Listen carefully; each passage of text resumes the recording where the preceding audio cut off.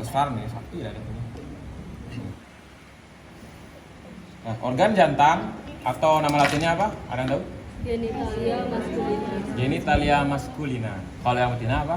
Genitalia Feminina. Ya. Nih, genitalia masculina terdiri atas 3 organ. Ada organ primer, sekunder, dan aksesorius. Primernya apa? Ada yang tahu? Testis. Sekunder, salurannya kayak epididymis, vas deferens, uretra, dan kayak saluran pembantu untuk populasi organnya kayak penis, uretra, trans penis itu.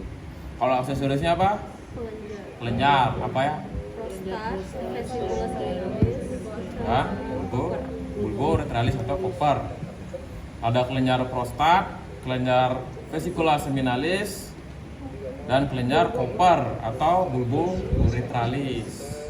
Ya, kalau yang bulbo uretralis itu Spanyol uretra ya. Karena ada nama uretralis.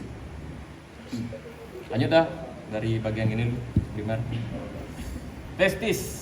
Ini atau istilahnya kalau orang-orang tuh bilang ini torpedo. Torpedo ya. Satu buah sakar namanya testes. Kalau 2 testis. 2 testis, 1 testes. Ntar ada gini kok, ada soal. Nih, pembungkus dari testis namanya skrotum.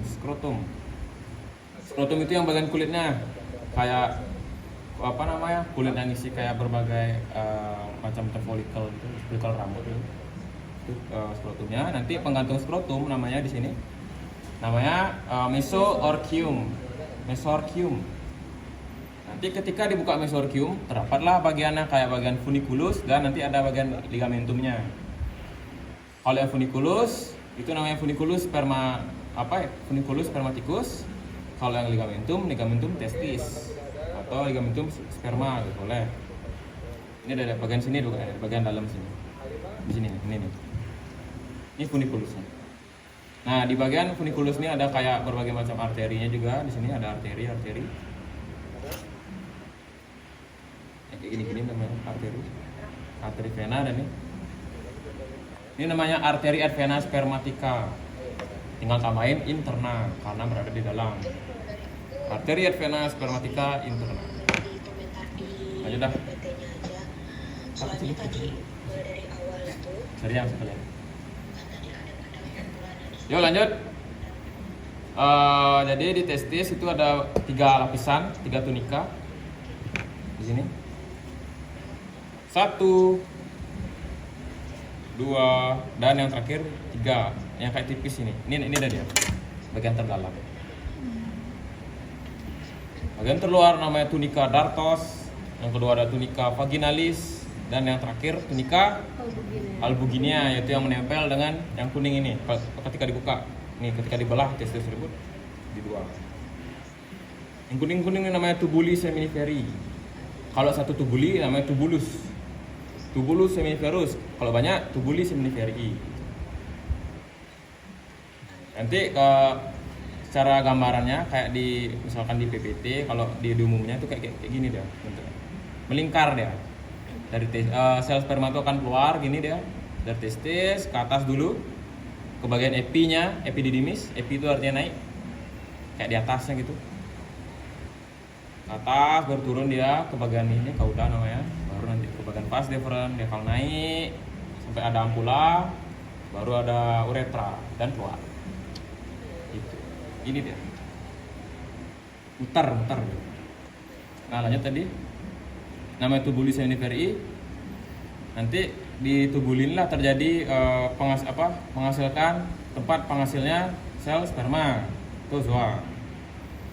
Nanti kalau secara histologi nanti di sekeliling dari tubuli ini yang warna kuning nih itu ada namanya sel Leydig. Sel Leydig itu berperan kayak penghasil dari hormon testosteron. Tuh. Itu lanjut ya ke bagian saluran pertama nih yang warna putih ini namanya rete testes. Kalau jadi 2 jadi 1 rete testis. Rete testes. Kemudian Dia menuju ke vas afferent. Vas afferent tuh kalau ketika fresh dia baru kelihatan banget deh, karena ini udah formalin cukup lama. Tes.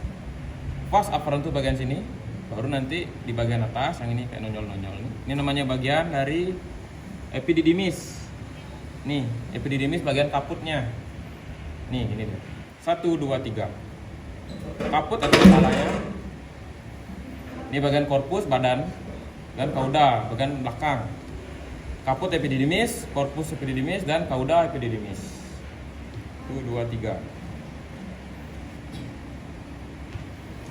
Epididymis itu artinya apa tadi? Epi itu artinya atas atau naik. Didymis itu kayak nama lain dari testes. Jadinya di atas testes, makanya gitu dia kayak di atas testes ya. Epididymisnya. Lanjut dah ke bagian korpus, baru kauda. Nah, di kauda ini tempat sebagai penyimpanan sementara dari si sel sperma tersebut.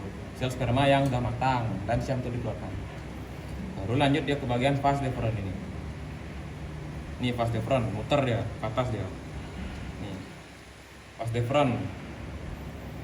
Karena di jantan ada 2 testis nih, jadinya ada 2 vas deferens, kiri dan kanan. Ketika vas deferens tersebut bersatu, nanti di atas itu ada namanya ampula. Karena di sini nggak ada ampula.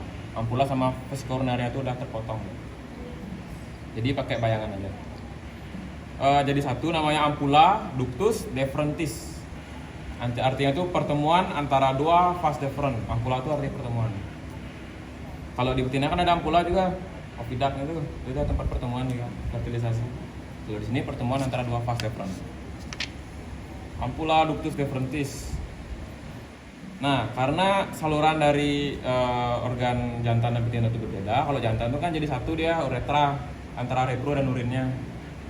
Makanya ada yang namanya nanti di vas coronaria ada kayak bentolan gitu.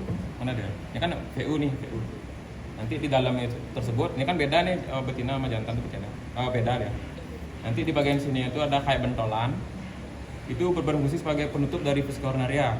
Ketika si yang jantan ini pengen estrus dia atau enggak pengen bereproduksi, jadinya biar nggak urin tuh tercampur dengan sperma, adanya bentolan namanya colliculus seminalis. Colliculus seminalis, L-nya double. Baru dia menuju ke uretra, nih ke sini dia, nih uretra, itu yang kecil. Pokoknya uretra di bagian ventral, bagian bawah dia.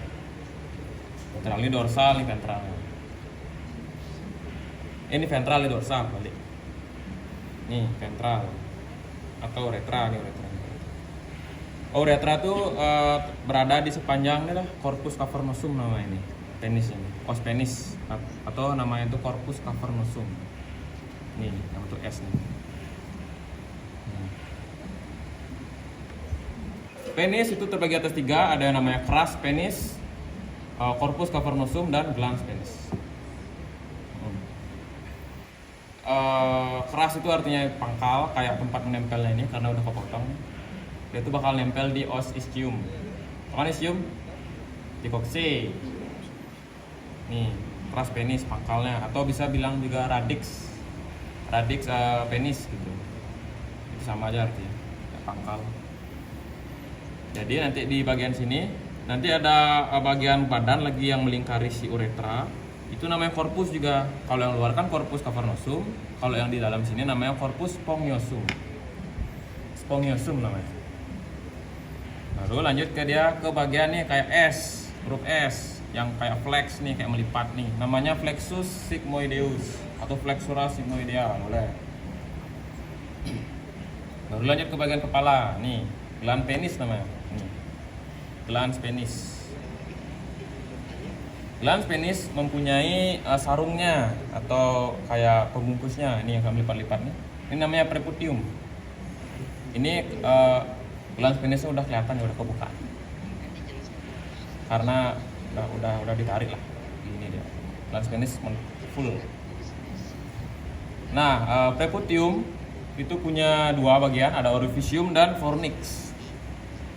Ketika si preputium ini dikuncupin gitu, kayak ditarik gitu, gini dia kan akan membentuk huruf O, namanya orifisium preputii. Orifisium EF. Nah, kalau ketika si preputium nih ditarik dan dia akan mentok kayak menempel gitu dia sama glans penisnya, kelihatan ya nanti di sini ada dia. Ini namanya fornix preputii, tempat menempelnya si preputium dengan si glans penis. Baru nanti di sini ada glans penis kepalanya, dan puncak dari penis ini namanya frenulum, pakai F, frenulum. Baru nanti di sini ada uretranya kecil ya, itu saluran terakhir apa sambungan dari uretra itu di sini tempat keluar. Frenulum ini berfungsi sebagai organ gini juga, kayak pembantu kopulasi. Kalau di betina kan ada klitoris, ini juga ada frenulum kayak sebagai perangsang gitu. Dah itu aja. Habis itu organ aksesorius, udah kan tadi? Dah ya. Nanti organ aksesorius tersebut dia berada di bagian ampula dia. Ada di bagian ampula dan sepanjang si uretra ini juga ada. Di sepanjang vas deferens juga ada nanti. 3 tuh apalin nanti. Habis itu ada otot-ototnya. Otot dari si repro jantan nih. Mana dia? Oh ini. Otot yang menempel dengan si vas deferens sepanjang vas deferens ini dia. Yang warna merah-merah ini. Ini namanya musculus cremaster. Cremaster gitu.